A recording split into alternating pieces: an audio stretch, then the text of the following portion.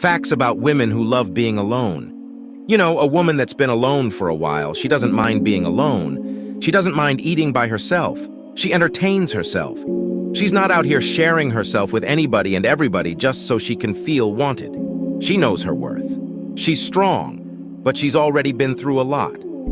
That's where she gained her strength. That's why she knows her worth. So if you ever meet a woman like this and she gives you an opportunity to be in her life, don't take that for granted because she's out here matching energy. So don't be an idiot. A woman is like a tea bag. You never know how strong it is until it's in hot water. Respect her independence, value the moments she chooses to share with you, and understand that her solitude is not a weakness, but a testament to her strength. Don't underestimate the depth of her character or the resilience she has developed through the experiences that shaped her. Appreciate the opportunity to be part of her world, for she is a woman who knows her own strength and worth.